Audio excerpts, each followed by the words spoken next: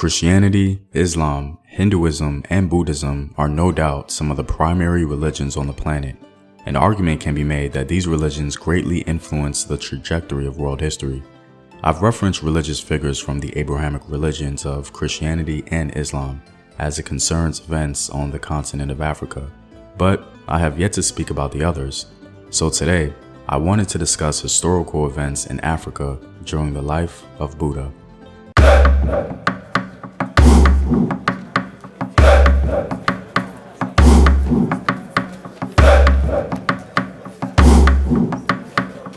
What up, African world? It's Home Team here, and welcome back to another video of African history, culture, and worldview. By supporting this channel on Patreon, you're helping in the creation of these videos and contributing to this content.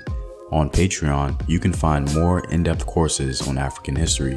The link is in the description box below. Gautama Buddha is perhaps the most popular religious figure in the history of the Asian continent. He's certainly among the most popular in the world.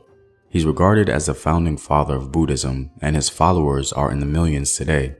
Gautama Buddha is believed to have existed in India either in the 6th to 5th centuries BC or the 5th to 4th centuries BC, according to most scholars and adherents of the religion. Now, of course, many things were taking place in Africa during this time, and I can't mention all of them. So please feel free to mention some events you may be aware of that occurred during these time frames. In this video, we'll be focusing on the 5th to 4th centuries BC. But before we settle on that time frame, I thought I would mention one event that may have happened in the 6th century BC. In 525 BC, the Persians under Cambyses II invaded Egypt at the Battle of Pelusium. This marked the end of Egyptian rule in Egypt. After this event, a very interesting story ensues. As we all know, Kush was just south of Egypt, and they also held considerable power and resources, so it was inevitable that Persian and Kushite interests would conflict. According to the Greek historian Herodotus, Cambyses sent some men to give the Kushite king a gift, but the king perceived them to be spies. Ultimately, the relationship deteriorated from there, and Cambyses angrily sent troops in attempts to conquer Kush. Herodotus tells us the following. Having seen everything, the spies departed again. When they reported all this, Cambyses was angry and marched at once against the Ethiopians, neither giving directions for any provision of food, nor considering that he was about to lead his army to the ends of the earth.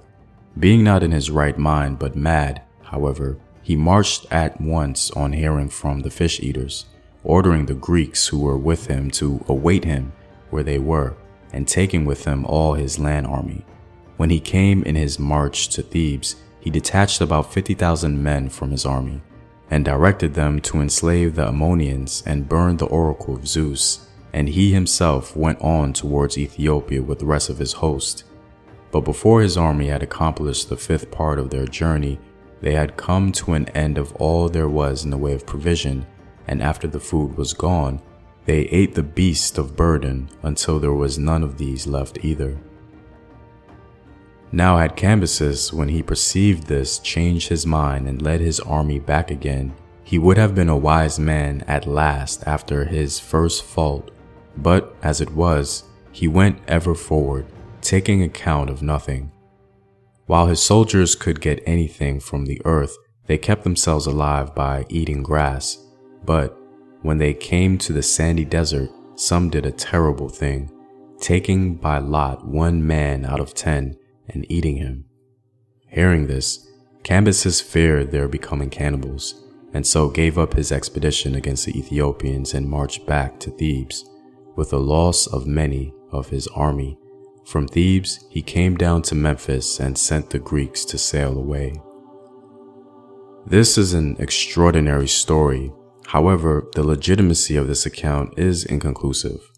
In fact, one scholar believes that it's probably a fictionalized failure. We don't know for sure, but I do find it interesting that later, the Romans would also find it difficult to navigate Nubian terrain, leading to a favorable treaty for the Kushites. But we'll talk more about the Kushites later during the life of Buddha. Africa has an extensive history of ironworking in ancient times, a truth that's just unassailable. In fact, most of the continent completely skipped the Bronze Age and went straight into iron.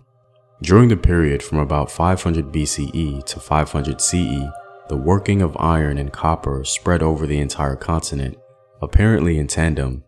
There is no evidence of a sequence from copper to arsenical copper, or bronze, and finally to iron, as in the Middle East and Europe.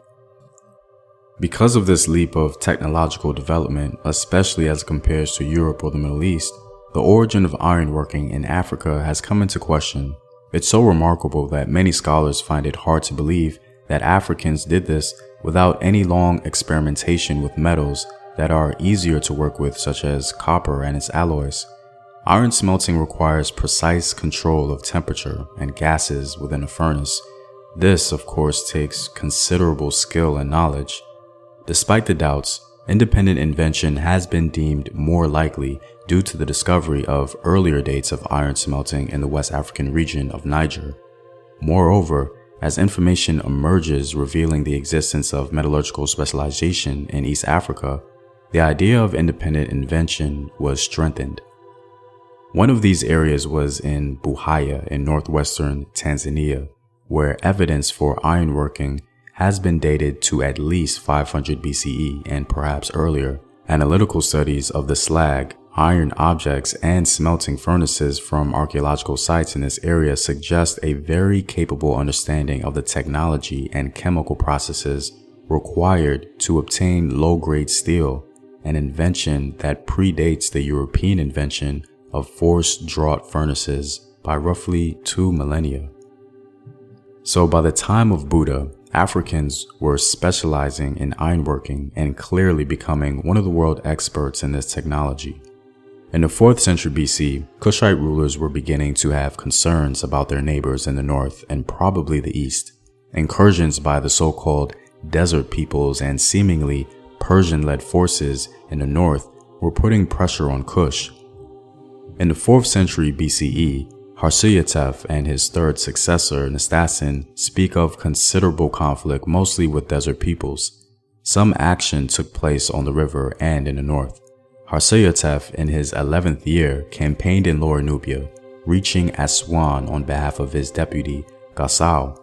His opponents, Baraga and Samaniso, whom he killed at Aswan, might be a Persian official and his Egyptian subordinate, which would place the event during the Persian campaign of 343 through 342 or immediately thereafter.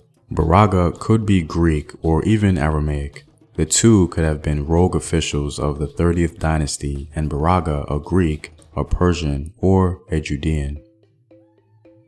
The Napatan ruler Nastacen defeated an invasion from Upper Egypt by a local ruler called Kambasweden. Kambasweden was apparently in open rebellion against Persian rule and had his own ambitions.